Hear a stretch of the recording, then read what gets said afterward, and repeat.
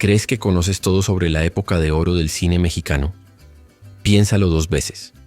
Detrás de las sonrisas perfectas y los romances de película se escondían secretos explosivos que la industria guardó celosamente durante décadas.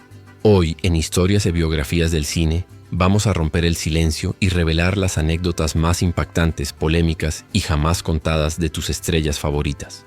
Antes de comenzar, cuéntanos, ¿desde qué ciudad nos estás viendo? Queremos saber dónde están nuestros amantes del cine clásico. Escríbelo en los comentarios. Imagina la época dorada, luces de neón iluminando las marquesinas, el aroma a palomitas mezclándose con perfumes caros y las voces de ídolos inmortales resonando en cada rincón de América Latina. Pero mientras el público aplaudía extasiado, tras bambalinas se libraban batallas de egos, traiciones, amores prohibidos y tragedias que jamás llegaron a los titulares. ¿Sabías que una actriz abofeteó públicamente a la hermana del presidente y tuvo que huir del país? ¿O que un galán aparentemente perfecto ocultaba acusaciones de maltrato? ¿Que una diva practicaba rituales esotéricos para mantener su poder? Prepárate porque lo que vas a descubrir cambiará para siempre tu visión de la época de oro. Esto no es un documental más, es la verdad sin filtros. Tito Junco encarnó al villano perfecto en más de 200 películas del cine de oro mexicano. Su mirada penetrante, su porte arrogante y su capacidad para interpretar personajes despiadados lo convirtieron en una figura inolvidable. Sin embargo, su talento nunca fue suficientemente recompensado con los roles protagónicos que merecía, y detrás de esa injusticia se escondía una historia de venganza cinematográfica. La carrera de Tito se vio seriamente afectada cuando inició un romance con Dolores del Río, la diva más codiciada del cine mexicano. Lo que parecía un idilio perfecto desató la furia de Emilio "el Indio" Fernández, el poderoso director que también estaba enamorado de Dolores. Los celos profesionales se transformaron en una guerra personal que casi termina en violencia física. Fernández, conocido por su temperamento explosivo y sus conexiones con los más altos círculos del poder cinematográfico, utilizó toda su influencia para hundir a Tito Junco. Sistemáticamente le bloqueó las mejores oportunidades, lo relegó a papeles secundarios y se aseguró de que jamás alcanzara el estrellato que su talento merecía. Productores cercanos al director recibieron sugerencias de no contratar a Junco para roles importantes. Fuera del set, Tito llevaba una vida bohemia marcada por las trasnochadas, las apuestas y la compañía de amigos como Antonio Badú. Esta afición al juego terminó arrastrándolo a problemas económicos severos que nunca pudo resolver. Perdía fortunas en una noche y trabajaba meses para recuperarse, solo para volver a caer en el mismo círculo vicioso. Nunca se casó ni tuvo hijos. Cuando le preguntaban sobre el matrimonio, respondía con cinismo que no creía en esa institución. Algunos especulaban que el fracaso de su romance con Dolores del Río lo había marcado para siempre, convirtiéndolo en un hombre incapaz de volver a confiar en el amor. Tito Junco falleció el 9 de diciembre de 1983, a los 68 años, víctima de un paro cardíaco. Su legado permanece como el de un actor magistral que fue castigado por atreverse a amar donde no debía, en una industria donde el poder y los caprichos personales decidían destinos. María Félix no solo fue una diosa de la pantalla grande, fue un enigma viviente rodeado de misterio, poder y prácticas esotéricas que aterraban a quienes la conocían. Mientras el público la adoraba como la doña, en los círculos íntimos circulaban historias sobre su fascinación por el ocultismo y su dominio de rituales que supuestamente le otorgaban control sobre su destino. La conexión de María con el mundo místico comenzó a través de su amistad con Leonora Carrington, la pintora surrealista británica radicada en México, experta en tarot y ocultismo. Carrington introdujo a María en reuniones privadas, donde coincidió con figuras como Alejandro Jodorowsky, el cineasta y tarotista que creó su propio mazo de cartas. Según testigos de la época, María no solo aprendió a leer el tarot, poseía un don innato para predecir eventos futuros. Se decía que si por la mañana las cartas le mostraban presagios negativos, María cancelaba todas sus actividades del día y no salía de su habitación. Productores y directores aprendieron a respetar estas decisiones porque contradecirlas significaba enfrentarse a su ira legendaria. Algunos aseguraban que llevaba consigo amuletos de protección y que nunca firmaba un contrato sin consultar primero sus cartas. Su residencia en Cuernavaca, conocida como la Casa de las Tortugas, era un santuario repleto de objetos místicos, esculturas de plata, figuras protectoras, caparazones, serpientes y tortugas vivas que, según creencias esotéricas, protegían contra energías negativas y envidias. Siempre portaba una moneda de plata y una pulsera del mismo metal. elementos que en la santería y otras tradiciones afrocaribeñas se usan como escudos espirituales.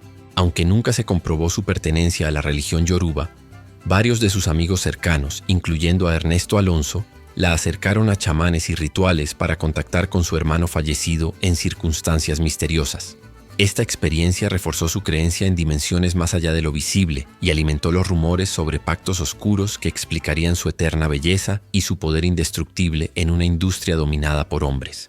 María Félix murió llevándose sus secretos a la tumba, pero su legado como la mujer más enigmática y poderosa del cine mexicano sigue vivo. En 1977, el choque entre dos Marías marcó uno de los escándalos más explosivos y silenciados de la época. Marga López, la elegante actriz argentina naturalizada mexicana e ícono del cine de oro, se enfrentó a Margarita López Portillo, la poderosa hermana del presidente José López Portillo y responsable de la Dirección General de Radio, Televisión y Cinematografía. El conflicto comenzó cuando Margarita, al asumir su cargo, ordenó recortes drásticos en los pagos que los actores recibían por la retransmisión de sus películas. Para Marga López, quien había construido una carrera impecable y había contribuido al esplendor del cine mexicano, este recorte no solo era un golpe económico, era una humillación deliberada. El desprecio fue más allá cuando Margarita López Portillo comenzó a referirse públicamente a Marga como una refugiada que vive del erario. Comentarios que se filtraron y causaron indignación en el gremio artístico. La tensión explotó durante un acto oficial convocado por la ANDA. Marga López, vestida completamente de negro y sin invitación, irrumpió en el evento. Subió al estrado donde se encontraba Margarita López Portillo y sin mediar palabra le propinó una bofetada frente a todos los presentes. El salón quedó congelado en un silencio sepulcral. Nadie sabía cómo reaccionar ante semejante afrenta al poder presidencial. La venganza fue inmediata y brutal. A los pocos días, 3 hombres interceptaron a Marga al salir de una reunión. El mensaje fue claro y aterrador. Si quieres vivir, empieza a hacer tus maletas. No era una advertencia cualquiera. Era una orden directa desde las esferas del poder. Durante semanas, Marga vivió escondida, cambiando de número telefónico, cancelando todas sus presentaciones y refugiándose con amigas fuera de la ciudad. Cuando uno de los hombres volvió a visitarla, esta vez mostrándole una fotografía de su hijo menor, Marga comprendió que no tenía más opciones. Sin comunicados, sin despedidas, abandonó México. Algunos afirman que se refugió en Argentina, otros que huyó a Los Ángeles. Lo cierto es que desapareció del ojo público durante casi 6 años, mientras Margarita López Portillo consolidaba su poder aplicando censura y dirigiendo fondos hacia sus allegados. Cuando finalmente regresó a México, lo hizo en silencio. Nunca volvió a hablar del incidente ni reclamó una sola regalía más. Su legado quedó intacto en la pantalla, pero su voz fue eternamente silenciada por haberse atrevido a enfrentar al poder. David Silva era el símbolo de la humildad y la perseverancia en el cine mexicano. Su interpretación en Campeón sin corona lo consagró como el boxeador de barrio, el hijo del esfuerzo, el amigo leal que todos querían tener. Era el hombre sufrido con el que millones de mexicanos se identificaban. Pero detrás de esa imagen de nobleza y sencillez, Silva arrastraba una vida personal mucho más turbulenta y oscura. Aunque siempre trató de mantenerse alejado de los escándalos, el golpe más duro vino desde su propio hogar. Fue su esposa quien lo acusó públicamente de maltrato doméstico, un tema que en los años 50 y 60 era prácticamente tabú en la industria cinematográfica y mucho más en los medios de comunicación. Los detalles nunca fueron completamente esclarecidos, ya que la prensa, por respeto o por miedo, evitó profundizar en el tema. Sin embargo, en voz baja, se decía que el temperamento de David Silva se transformaba peligrosamente cuando bebía. Vecinos y conocidos aseguraban que en varias ocasiones se habían escuchado gritos y golpes provenientes de su casa. Las paredes de su hogar guardaban secretos que contrastaban dramáticamente con la imagen del hombre noble que proyectaba en la pantalla. La denuncia formal llegó en un momento crítico para su carrera. Aunque no terminó tras las rejas, sí tuvo que comparecer ante las autoridades. Su imagen de hombre bueno comenzó a agrietarse ante la opinión pública. Los productores empezaron a dudar de su contratación. Algunos guiones que ya estaban confirmados se le retiraron y las invitaciones a grandes eventos cinematográficos se volvieron cada vez menos frecuentes. Aún así, su talento innegable logró mantenerlo a flote en la industria. Continuó trabajando, pero ya no era el mismo David Silva que el público había adorado. La sombra de las acusaciones lo persiguió durante el resto de su carrera. Nunca habló públicamente del incidente, nunca lo confirmó, pero tampoco lo negó. Simplemente siguió adelante, dejando que el tiempo y la memoria selectiva del público hicieran su trabajo. Su historia nos recuerda que incluso los ídolos más queridos pueden ocultar tormentas devastadoras tras la sonrisa de un personaje entrañable. David Silva murió sin haber aclarado jamás esas acusaciones, dejando una mancha imborrable en su legado cinematográfico. En 1986, México atravesaba una de sus peores crisis económicas y estaba gobernado por Miguel de la Madrid, un presidente de carácter reservado y con poca tolerancia a las críticas públicas. Mientras tanto, en Monterrey, el comediante y actor Eleazar García Chelelo gozaba de enorme popularidad gracias a su estilo directo y su humor mordaz que conectaba con el pueblo. Durante una entrevista en un programa de televisión local, el conductor le preguntó a Chelelo si conocía personalmente al presidente de la Madrid. Con su característico sentido del humor y sin medir las consecuencias, Chelelo respondió con una broma que parecía inofensiva. Dijo que el presidente era tan chaparro, bajo de estatura, que podría cargarlo cómodamente en el bolsillo de su saco. La ocurrencia provocó carcajadas en el estudio y entre el público presente. Sin embargo, en la Ciudad de México, la broma fue tomada como una ofensa grave e imperdonable. Miguel de la Madrid, conocido por su rigidez y su poca capacidad para tolerar burlas, ordenó personalmente que Chelelo pagara por haberse burlado de la investidura presidencial. No importaba que fuera un simple comentario cómico, había que dar un escarmiento público. Días después, sin orden judicial previa y violando todos los procedimientos legales, Chelelo fue detenido abruptamente y trasladado a un penal de alta seguridad bajo una falsa acusación que nunca quedó clara. Permaneció incomunicado durante meses, sin derecho a visitas familiares ni acceso a defensa legal adecuada. Mientras tanto, Televisa, temiendo represalias del gobierno, retiró todas sus películas de la programación y su nombre desapareció por completo de los medios de comunicación. La Asociación Nacional de Actores, ANDE, encabezada por figuras valientes como Silvia Pinal e Ignacio López Tarso, exigió públicamente su liberación inmediata. El público del norte de México, donde Chelelo era particularmente querido, organizó protestas masivas y boicots contra el PRI. Ante la creciente presión nacional e internacional, el gobierno finalmente lo liberó el 15 de octubre de 1986, sin ofrecer disculpas y con la advertencia clara de no volver a hablar mal del presidente. Aunque quedó en libertad, su carrera nunca se recuperó del golpe. Las ofertas de trabajo disminuyeron drásticamente, Televisa no volvió a contratarlo y su salud se deterioró gravemente por el trauma vivido. Chelelo murió en 1999, rodeado de su familia, pero sin que el gobierno mexicano reconociera jamás el montaje del que fue víctima. Su historia quedó como un recordatorio escalofriante de que en esa época una simple broma podía costar la libertad. Adalberto Martínez Resortes fue uno de los comediantes más queridos del cine mexicano. Su estilo único de bailar, sus muecas inolvidables y su capacidad para arrancar carcajadas lo convirtieron en un ícono del humor nacional. Pero detrás de esa sonrisa que iluminaba las pantallas, Resortes cargaba una herida que jamás cicatrizó, la trágica muerte de su hija Yolanda. Yolanda Martínez Constanzo, nacida en 1940, era hija de Adalberto y su primera esposa Mercedes Constanzo.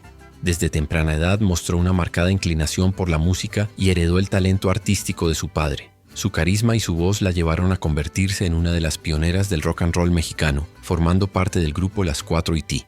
En 1959, el grupo logró grabar 2 temas que comenzaron a sonar en varias estaciones de radio del país, proyectando a Yolanda hacia una prometedora carrera musical.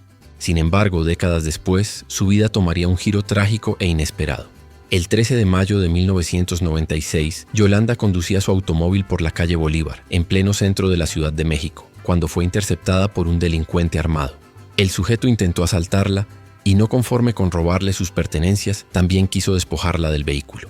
Yolanda, de 56 años en ese momento, dudó o tardó en reaccionar ante las exigencias del asaltante. En un acto de brutalidad incomprensible, el delincuente le disparó a quemarropa y huyó de la escena dejándola gravemente herida.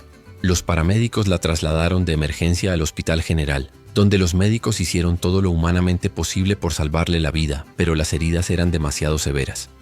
Yolanda falleció poco después de ingresar. La pérdida de su hija fue un golpe devastador para Resortes, quien nunca logró superar completamente ese dolor. Amigos cercanos relataron que, aunque continuó trabajando y manteniendo su sonrisa profesional en público, en privado era un hombre destrozado que cargaba con un vacío imposible de llenar. Adalberto Martínez Resortes falleció el 4 de abril de 2003, a los 87 años de edad. Hasta sus últimos días guardó en silencio el dolor por la pérdida violenta de su hija, demostrando que incluso los comediantes más brillantes pueden ocultar las tragedias más profundas. Wolf Rubinskis fue un hombre que enfrentó la vida con valentía, determinación y un espíritu inquebrantable. Desde joven fue literalmente un luchador, destacándose en el ring y posteriormente conquistando la pantalla grande con su porte atlético y su carisma innegable. Trabajó incansablemente junto a los actores más famosos y reconocidos de la época de oro, consolidándose como uno de los galanes más admirados. Ya retirado de los reflectores en los años 80, Wolf se reinventó como empresario exitoso y abrió un restaurante llamado El Rincón del Gaucho, que rápidamente se convirtió en un punto de encuentro para artistas y personalidades. Además de servir excelente comida, Wolf deleitaba personalmente a sus clientes cantando tangos con una voz melodiosa, declamando poemas con pasión y realizando sorprendentes actos de magia y telepatía que dejaban boquiabiertos a los comensales. Sin embargo, a inicios de los años 90, la vida le preparó una traición que lo destruiría por completo. Wolf fue engañado por supuestos inversionistas que se presentaron con propuestas aparentemente sólidas y rentables.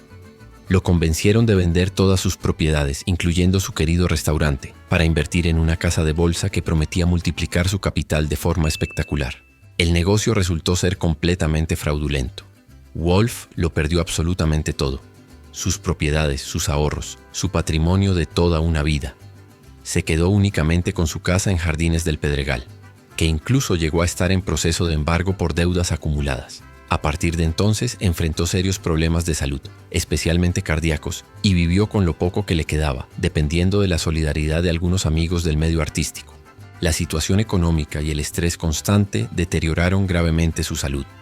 Wolf pasó sus últimos años batallando contra problemas del corazón, entrando y saliendo de hospitales, siempre manteniendo la dignidad, pero sabiendo que sus días de gloria habían quedado atrás por culpa de la codicia ajena. Wolf Rubinskis falleció el 9 de noviembre de 1999, víctima de un paro cardíaco en el Hospital Santa Elena de la Ciudad de México. Murió prácticamente en la ruina, traicionado por quienes se aprovecharon de su confianza. Su historia es un recordatorio doloroso de cómo incluso los más fuertes pueden ser derribados por la maldad humana.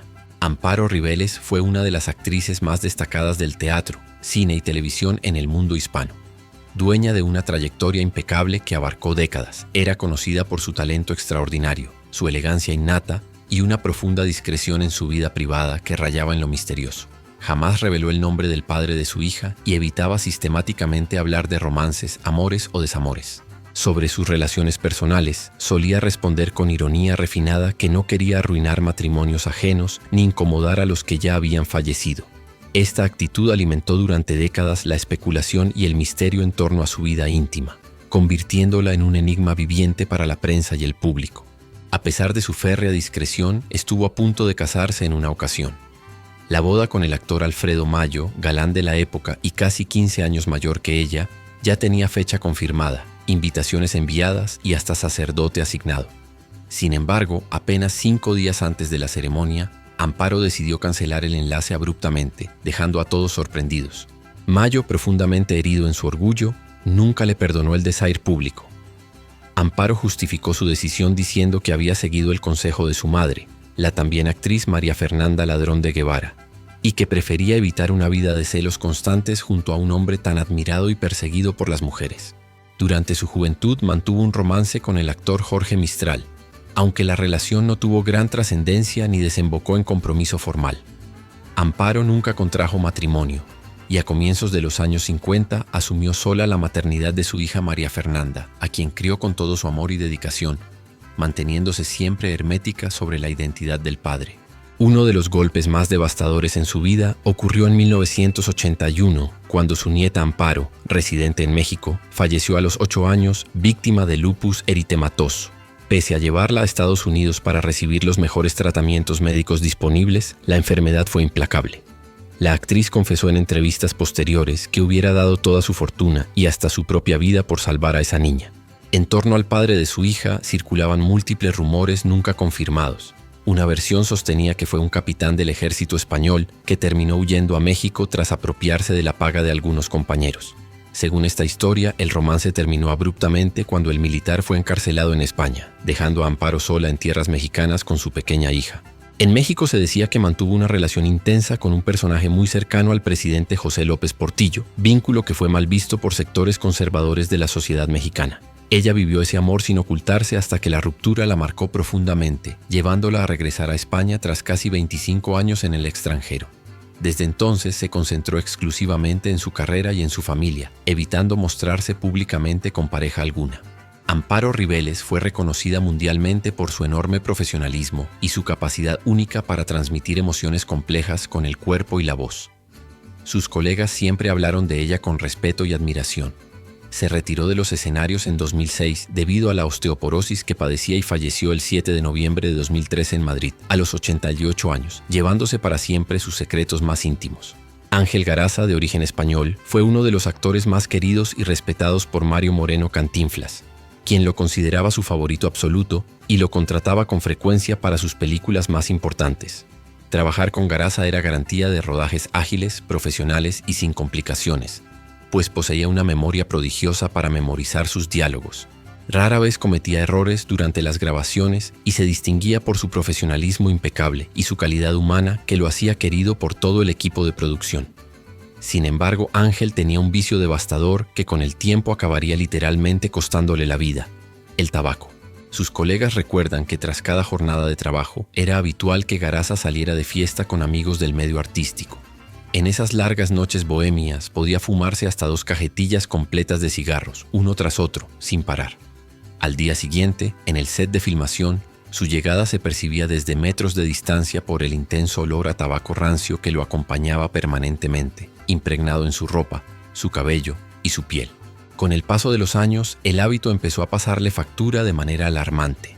Aparecieron fuertes ataques de tos incontrolables que, por primera vez en su carrera, obligaban a detener las grabaciones hasta que pudiera recuperar el aliento, ocasionando retrasos en las filmaciones y preocupación en los productores.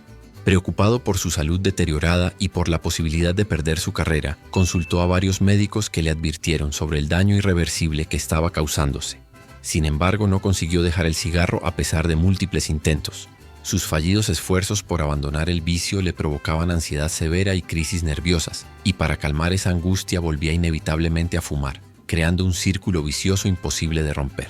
En una ocasión dramática, un insistente ataque de tos mientras conducía le hizo perder completamente el control de su automóvil, provocando un choque contra otro vehículo. Milagrosamente no hubo heridos graves, pero el incidente fue una advertencia clara del peligro que representaba su adicción. En sus últimas películas, Ángel Garaza ya dependía completamente de un tanque de oxígeno portátil para poder respirar adecuadamente entre tomas. Durante el rodaje de El Ministro y yo, su última colaboración con Cantinflas, su estado de salud era tan delicado que los técnicos debían tener siempre listo el oxígeno en cuanto terminaba cada escena. Finalmente fue diagnosticado con cáncer de pulmón en etapa avanzada. Tras una dura batalla contra la enfermedad, Ángel Garaza falleció a los 70 años de edad, dejando tras de sí el recuerdo de un gran actor, un entrañable compañero de escena y una advertencia trágica sobre los peligros del tabaco. Liliana Durán, la bellísima actriz de origen español que filmó sus últimas películas en México junto a Pedro Infante antes de establecerse definitivamente en Venezuela, vivió una de las tragedias más devastadoras que una madre podría enfrentar: matar accidentalmente a su propio hijo. Ya casada y radicada en Caracas desde hacía varios años, Liliana disfrutaba de una vida familiar tranquila y alejada de los reflectores. Sin embargo, una noche que cambiaría su vida para siempre, escuchó ruidos sospechosos en la planta baja de su residencia. Entre la oscuridad y el silencio de la madrugada, comprendió aterrada que varios ladrones habían irrumpido violentamente en su hogar. Con el miedo paralizándola, pero pensando únicamente en proteger su vida y la de su familia, recordó que tenía un arma cargada guardada para emergencias. Armándose de valor, bajó lentamente las escaleras en completa oscuridad, con el corazón latiéndole desbocado. Al llegar a la cocina, entre sombras y siluetas confusas, distinguió lo que creyó ser la figura amenazante de uno de los intrusos. Sin pensarlo, dominada por el terror y el instinto de supervivencia, apuntó y disparó. Los asaltantes huyeron despavoridos de inmediato, pero al encender la luz, Liliana descubrió la verdad más horrible que jamás hubiera imaginado. El herido no era el ladrón, sino su propio hijo de 19 años. El joven había sido tomado como rehén por los delincuentes y ella, sin saberlo, había disparado contra él. Desesperada y en estado de shock, llamó frenéticamente a una ambulancia mientras sostenía a su hijo sangrando en sus brazos. Los paramédicos llegaron rápidamente, pero no pudieron hacer nada para salvarle la vida. El joven murió antes de llegar al hospital. Desde ese instante fatídico, Liliana Durán quedó atrapada en un profundo y oscuro remolino de dolor, culpa y desesperación del que nunca pudo escapar. A pesar de que legalmente fue considerado un terrible accidente y no enfrentó cargos criminales, emocionalmente nunca pudo perdonarse por haberle arrebatado la vida a quien más amaba en el mundo. Se aisló casi por completo de la vida pública, rechazó entrevistas y evitó hablar del tema.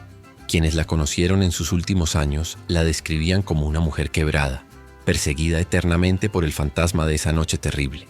Liliana Durán falleció en Caracas en 2006, a los 93 años de edad, llevando consigo hasta el final el peso insoportable de una tragedia que ninguna madre debería experimentar jamás. Y así concluye este recorrido por las historias más impactantes y perturbadoras de la época de oro del cine mexicano. Lo que acabas de descubrir son verdades que durante décadas permanecieron ocultas, protegidas por el glamour de la industria y el miedo al escándalo. Estas 10 historias demuestran que detrás de cada sonrisa perfecta en la pantalla grande se escondían seres humanos con tragedias profundas, secretos oscuros y batallas personales que el público jamás conoció. Desde venganzas cinematográficas hasta tragedias familiares devastadoras, desde prácticas esotéricas hasta persecuciones políticas, el cine de oro mexicano fue mucho más que películas hermosas. Fue un universo complejo donde el poder, la ambición y el destino jugaban con las vidas de sus protagonistas. ¿Cuál de estas historias te impactó más? ¿Ya conocías alguna de estas anécdotas? Cuéntanos en los comentarios qué te pareció lo que descubriste hoy. Y si hay algún otro actor o actriz de la época de oro sobre quien te gustaría conocer la verdad, escríbelo también. Si este video te atrapó tanto como esperábamos, no olvides suscribirte al canal Historias y Biografías del Cine y activar la campanita de notificaciones para no perderte ninguna de nuestras investigaciones exclusivas. Cada semana traemos contenido que no encontrarás en ningún otro lado. Las verdades prohibidas, los secretos guardados y las historias que cambiaron para siempre el rostro del cine latinoamericano. Comparte este video con todos tus amigos amantes del cine clásico. Dale like si te gustó y déjanos tu opinión sincera. Recuerda, en Historias y Biografías del Cine no contamos cuentos de hadas, contamos la verdad sin filtros. Nos vemos muy pronto en el próximo episodio, donde revelaremos más secretos explosivos que la historia intentó borrar. Hasta la próxima.